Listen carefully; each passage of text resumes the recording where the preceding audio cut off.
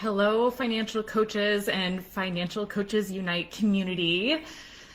How are you guys today? I'm hopping on today and we're talking about a pretty heavy topic, but I definitely feel like this is something that I wanted to share with you guys. I had a pretty big emotional coaching morning this morning, and it just really has me reflecting on our role as financial coaches, how we can show up to serve and support our clients in the best way possible. And as emotional as this morning was, and as some coaching conversations can be, I'm also feeling really full of gratitude for my role in the world, in my ability to support people while they are going through a crisis or trauma, which is what we're about to talk about. And I just wanted to share some insights with some of you who are maybe newer coaches and have not yet walked a client through some pretty serious crisis. So for those of you who don't know me, my name is Jill Emanuel. I am one of the admins of this group. I'm also one of the instructors of the Financial Coach Academy and the Financial Coaching Toolkit. I am the director of coaching for Fiscal Fitness Phoenix and one of the podcast hosts for Fiscal Fitness Phoenix also. And I love financial coaching. This is my passion. It is my heart. It is everything that I've been drawn to do my entire life. I feel truly blessed to be in this role. And today I want to talk to you about a rather heavy topic, but something that I think that is very important for all of us as financial coaches to have on our radar, to have at least some semblance of a skill set around, some awareness around, and be prepared to have these conversations. So today we're talking about supporting a client during crisis or trauma. Coaching, financial coaching, it is not always about celebrating the financial goals and wins that our clients have. It's not always about helping them get out of debt or helping them with their budget or how to make the best financial decisions.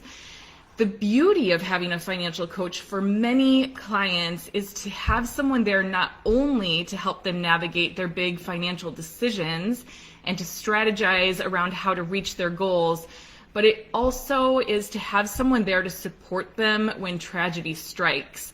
And that's what I'm here to share with you about today. So as you work with more and more clients, it's highly likely that you'll find yourself working with people who are going through some major life changes. Over the years, I've seen my clients through job losses, through major medical events or diagnoses, through losing family members or other loved ones, through going through depression or divorce, or dealing with infidelity or addictions. And today I worked with a client whose daughter was just violently raped. It was an emotional morning, to say the least, you guys, but it really has me reflecting on what an amazing role it is to be a coach and to be able to really meet our clients right where they are and serve them with what they need most in the current moment. And I hope that none of you will ever have to have the conversation that I did this morning, but I also want to share with you how to navigate these really difficult conversations and show up for your clients in the best way possible if or when a tragedy occurs, okay? So let's dive in. I've got a few different points I think that we just want to go over, and just sort of how to navigate this really challenging conversation, how to make the most of the coaching session, and to really support your client in the best way possible. I'm also going to end with talking about how you, the coach, need to be very self-aware also of just the emotional roller coaster and toll that it can take on you when you are having these very heartfelt, difficult, challenging conversations with your clients, especially if you have other obligations that day. You have other coaching clients waiting on the other side of this really challenging conversation. How do you move from something very traumatic and show up in a powerful way still to support that next client or the next referral partner or meeting or whatever it is that you have to run into? All right, guys, so here we go. I have notes because, of course, it helps me to stay on track, but also this is just an emotional topic, and so it really just helps me to stay focused, okay? So the first thing when you walk into a coaching session and find out that there has been some sort of tragedy or trauma is to just simply hear your client. I know that as coaches and as financial coaches specifically, we are very much problem solvers. We love to show up and immediately go into problem solving mode. We want to fix things. We want to look for the ways to make it all better and solve it. But the very first thing I want you guys to have on your radar is to simply hear them. So some people might need to unload. They might feel emotional. They might just need to be heard. Others are not going to want to discuss too much, that it's too painful for them, that they can't let their mind go there because they don't want to lose it. So you need to just be prepared to hold space for them, whatever that looks like. So don't go rushing immediately into solving the problem, into your most natural, probably, mode of handling things. Your first step is to simply hear them, whatever that looks like for them. Give them some space to express or not express whatever it is that they need to say. Now, the second thing on the note is that if you walk into a coaching session and discover that there's been some sort of crisis or trauma, you want to verify that the client actually can be coached today. Sometimes they're showing up because they are the calendar follower, the rule follower. They need to be there. They don't know how to cancel, or they don't want to do so last minute, but sometimes you just need to verify, are you okay to be coached today? Is this going to be serving you the best way possible, or do we need to reschedule? We do have a very strict cancellation policy, last minute policy at Physical Fitness. We only allow people one time per year, but in scenarios like this, extreme scenarios, emergencies, unforeseen circumstances, we are very flexible around that, and that is your role as the coach, as the business owner. You get to decide how you want to handle those situations, and for something like this, absolutely, I would have no problem saying, let's move it to another day. Let's carry your session over. If today is not a good day to have a conversation, you're not going to lose your session. So please reassure your client that you are there to fully support them in whatever way that is. And maybe it's to coach them today, and maybe it's not. So verify with them where they're at and how they are best going to be served. Sometimes they need to be with family. They need to go cry. They have other things on their to-do list that are urgent and might feel more important than this session in the moment. While at other times they think, I really do need this. I need some sense of normalcy. I need to feel some sort of control over life right now. I need to at least have some guidelines to prepare me for the unknown right now. And this is actually going to help me to deal with this tragedy or trauma in a better way. So please ask them first, verify that they do want to be coached, and give them an out. If it's not, fully support them with whatever thing they think is going to serve them the best.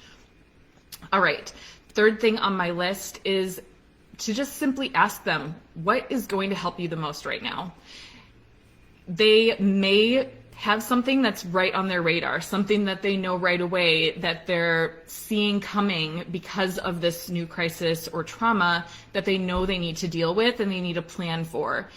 Or if you ask them what is going to help you the most and they're in a state of shock, in overwhelm, they don't know where to begin, they can't make a decision right now because their brain is so on fire, this is really your place to step up and flex your muscle as a problem solver to sort of take direction of the call if that is their current state, and say, listen, these are some of the things that I'm seeing that we can put in place. How does this sound to you? So ask them first, give them the opportunity to present if there is something that is very pressing that needs to be addressed and that they're aware of. But also, if they can't come up with that, you take the reins, you're the leader of the call at that point, and you help to support them. Okay, number 4 is to set aside any other goals, anything else that you have been focused on during your time together as a financial coach and coachee. if they're working on getting out of debt, if they, are saving for a vacation, all of that goes out the window. If a crisis or trauma occurs, your job is to support them getting through this crisis right now in the best way possible. So what you don't want to do is say, oh, we need to address now, like this client's case, that you are going to be having your daughter in therapy 1 or 2 times a week, and it's going to be $1,600 a month. You don't want to say, well, we're not going to be able to put money towards your IRA, or we're not going to be able to put money towards your debt, or something like that. We don't need to be detracting them from the goals that they had their heart set on. We simply need to say, how can we handle this right now? So don't let them think about what they're giving up. Your role is to help solve the problem at hand right now, and to just say, listen, we're focusing on this. This is the most important thing that we have. Your other goals, we'll get back to them at some point. We're not going to worry about that right now. Right now, our focus is on supporting you and on supporting your family or whatever the circumstance may be, and redirect all efforts to this current crisis and trauma to let them feel some sense of control, and to let them, have a sense of relief of this worry or burden that might be on their shoulders in this moment because they're struck with something very heavy. Okay, so, I'm losing spots on my notes, but they need to feel as though they have a sense of control of something, because when crisis or trauma has happened, life feels very out of control. So your job is to help them really feel as if they're gaining control of things, okay? So another thing that you can do when you're dealing with a client that just has experienced some crisis or trauma is to take care of any pressing matters right there on the call. Now, normally it isn't fun to be like, let's go pay this bill together while we're on the call. Who else can you pay? What else is coming up? Why don't you look up that balance? Let's take care of it right now. Let's initiate money transfers. Normally you would likely give that as a to-do list or task to your client, or they just know that that's something that's on their radar. But while your client is in a state of overwhelm because of dealing with a crisis, they might just simply need some very tactical actions like that to get things knocked off of their to-do list. It is not a waste of your coaching session to guide them through that, because chances are that they could forget about it, be overwhelmed by it, that it feels like one more task that's very burdensome and heavy while they're dealing with a lot already going on. And so giving them the time, or helping them to actually initiate or take action in some of those to-dos that they might have had to worry about later, can actually be a huge sense of relief for them to sort of clear their calendar and know that everything is taken care of.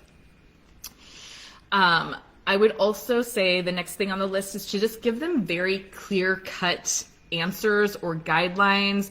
So, in this case, we said, okay, we're putting X amount of money towards this, and we're putting X towards that, and this is how much we're going to budget for, X, Y, and Z. Like very, very clear numbers and expectations, not anything super complicated for them or something that they're going to have to come back to and revisit. You want to try to do as much as you can to put things in place to release the burden of them having to track all of their expenses. If they can get by for a week or for 2 weeks without having to log in and update their budget, that is a huge gift that you're giving to them. So try to get as much done as you can on that call and sort of clear as much space for them in their financial world so that they can deal with everything that they have going on in the rest of their world, because it's going to be pretty all-encompassing for a time. Understand that when a client comes to you in a session where there has been a huge crisis or something happening, that there are going to likely be a lot of unknowns. You might ask them questions and they're going to say, I don't know. And if you ask them too many and you start to see this pattern happening where they are starting to have this like overwhelm, that's, they're realizing how much they don't know or how many things might still be lying down the road that they haven't yet thought of because they're still sort of in the moment of dealing with this or coming to terms with what's happened. you don't want to like push them into this state of feeling too anxious or overwhelmed because there are so many unknowns. So your role as the coach is to really think in terms of very broad categories of what likely could happen without like asking too many detailed questions that they most likely don't have the answer to. So for example, a client who maybe just got a cancer diagnosis, they likely are going to have some large medical expenses. They might have time off from work. They might have, calendaring issues where they're going to be like driving back and forth or might need childcare. So you want to think in terms of those very large sort of expenses and say, we need to start putting extra towards your medical fund. Let's just shift all efforts to put money there, and we can use it however is needed based on whatever expenses come up. Same with this situation this morning where the client's daughter is on the East Coast. She's here on the West Coast, and she is, has already traveled back and forth and is planning to be going back again, might be staying for the next, 2 months while her daughter finishes college to be there. So we're talking some really big travel expenses, renting a house, doing Airbnb or a hotel for a number of months. So again, we're talking very big picture sort of things. We're not getting into like, how much is the flight and do you have points and how much is in your travel budget right now and have you decided if you're staying in a hotel or if you're renting a house. Like none of that matters in this moment. The focus is let's shift all efforts to travel and just shove as much money into travel for you to make whatever decisions you need to make around travel, because you're going to be doing that. So again, thinking in broader strokes is actually a really good thing for a person that's in crisis, because they simply want to know there's cushion there, there's support there, that they have the finances to support whatever it is that they're going to need in that particular area, and they don't have the mental capacity most likely in this moment to know the details or to think through all of the decisions that need to be made for those detailed sorts of questions. All right, so that's that one. My final note here, when someone shows up and there has been some sort of tragedy that occurs, is to simply love on them, support them, be in gratitude that you can hold space for them. They likely don't have someone else that's serving this particular role in this moment that is letting them, be a bit emotional and be heard and also feel supported and feel as though they have a burden lifted off of their shoulders and that they have a plan to tackle this tragedy with.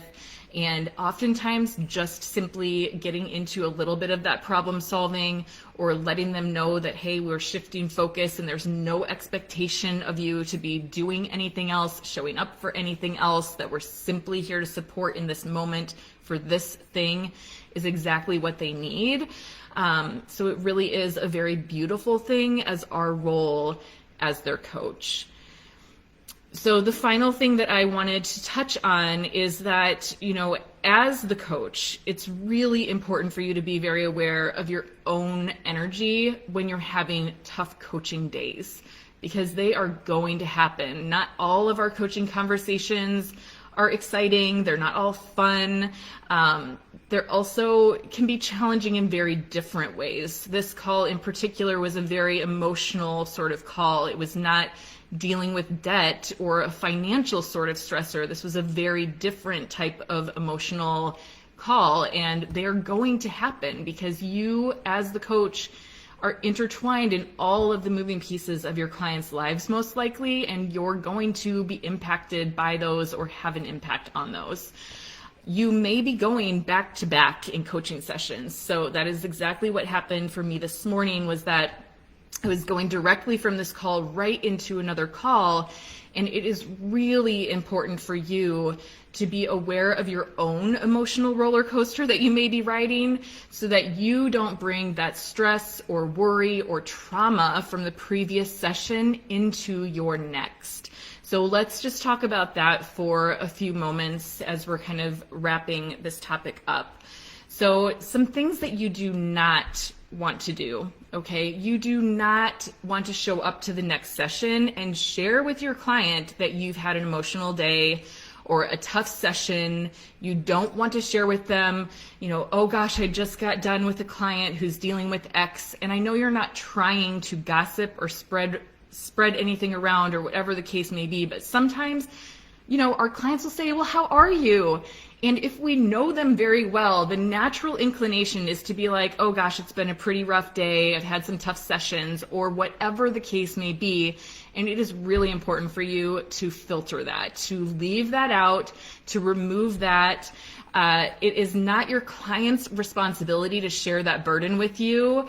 They are showing up for you to serve them and not for them to support you on a tough day. So just make sure that although it may feel very tempting, or it's just so fresh on your mind, and it can be very burdensome and heavy, and sometimes we just need to share with someone or release it, or at least say I'm having a tough day, but this is not the time to do it. Okay, so I want you to be very aware of that, to take a pause when you get off of that emotional coaching call or coaching session, whether you're on Zoom or in person or on the phone. Like, you need to give yourself just a moment of space to sort of set that down, right? Set that down before you walk into the next one. You also just don't want to carry a heavy energy with you as you go into your next call. So maybe you're not saying anything per se, like you're not telling them, oh, I've had a rough day, or I just talked with a client who just got into a car accident, or whatever the case may be. But we can carry an energy with us, so we can show up and be a little bit low, or be a little bit unengaged, or we can just feel that heaviness in the next call. And I know that this is really hard sometimes, to leave something when it has been very emotional, very heavy, a really challenging call or conversation, but you really have to set that story down and leave it before you step into the next coaching session. Your job is to be fully present for each one of your clients, to be there to fully support them. And things can be happening in your own life, in the lives of your loved ones, or in this example, in the life of another client, but you cannot bring that burden into a coaching session. Your job is to show up as renewed and focused in serving that current client in front of you as you possibly can. So this can really take a lot of self-awareness. It sometimes can take a lot of practice. But really, you want to observe your energy as you're about to go into a coaching session, and really make sure that you're showing up as the highest level of yourself to serve that client that you have in front of you. And you need to really keep it in check. If there's something else going on, you need to know, hey, I can